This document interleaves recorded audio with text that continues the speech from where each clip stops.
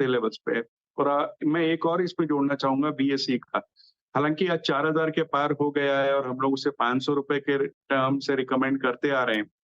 लेकिन फिर भी मैं समझता हूँ कि बहुत दमखम अभी बाकी है। 40-45 हज़ार करोड़ की मार्केट कैप है इसकी। 15% सीडीएसएल की होल्डिंग है जो 5,000 करोड़ के आसपास आती है। पहली तिमाही में 180% के आसपास का जंप देखा गया। स्टार म्यूचुअल फंड जो कि म्यूचुअल फंड का प्लेटफ़ॉर्म है वो नंबर 1 है। आईएनएक्स गिफ्ट निफ्टी में इनकी पहुँच है। कैश पॉज़िटिव है, कॉर्पोरेट गवर्नेंस का कोई इश्यू नहीं है। और जब अब एनएसई के आईपीओ आने की उम्मीदें बन रही है, तो मुझे लगता है यहाँ से भी बहुत अच्छा अपसाइड देता है। तो ये 3 स्टॉक ऐसे हैं जो फंडामेंटली बहुत साउंड है और लंबी अवधि के पोर्टफोलियो में बिल्कुल होने चाहिए। कुल बॉम्बे स्टॉक एक्सचेंज क्या स्टॉक रहा है ये 4000 का रेट अब इस समय इस स्टॉक में फिनोमिनल। इसका 10 दिन का एक चार्ट दिखाइए ज़रा बीएसई का। आई थिंक पिछले हफ्ते हमारी ये बात हुई थी कि एनएसई का जो आईपीओ आया है हर्षदा, या आईपीओ का जो रास्ता साफ हुआ है उसका एक रब ऑफ इम्पैक्ट आपको बीएसई पर देखने को मिलेगा। फ्रैंकली स्पीकिंग मैंने सोचा था कि एक हफ्ते में ये स्टॉक इस तरीके से भागेगा। खैर ये ऐसे ही होता है, मतलब ये स्टॉक्स में जब एक बार मूव्स आते हैं। अच्छा इनमें एक और चीज़ है, इन सब स्टॉक्स में फ्लोटिंग स्टॉक बहुत लिमिटेड है।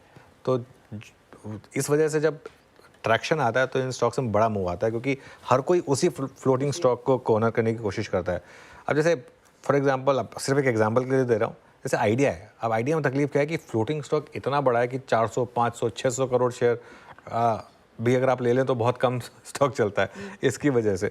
तो ये एक और इशू जाता है कि फ्लोटिंग स्टॉक का जो मामला है वो बॉम्बे स्टॉक एक्सचेंज। लेकिन टेक्निकली कैसा है, एक बार सचिन आपने भी कॉल दी थी इस पर, मुझे याद है, और वो टारगेट भी हिट हुआ था। अब इसमें लॉन्ग टर्म टारगेट्स क्या रहेंगे बीएससी में? Good afternoon Anuj ji. I think Wednesday के सत्र में ये क्वेश्चन मुझे शूट आउट किया था। तभी हमने बताया था कि लगभग अराउंड 3880 3900 इस पर्टिकुलर जोन में एक स्विंग बनना चाहिए। एंड उसी दिन ये पर्टिकुलर टारगेट्स हासिल हो चुके थे। जिस तरीके से अभी भी शॉर्ट टर्म चार्ट्स नजर आ रहे हैं, मोमेंटम तो यहाँ पर बरकरार ही है।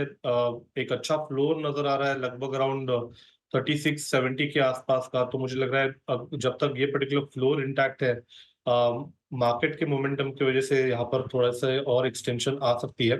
43-45 तक की एक अपमूव एक्सटेंड होनी चाहिए यहाँ पर।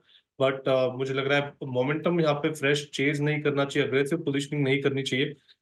थोड़े से positions on a decline up to 3800 के आसपास डिप्लॉय करें। एंड 4300 जैसे ही क्रॉस हो जाता है तभी वापस रिव्यू करें। ओके,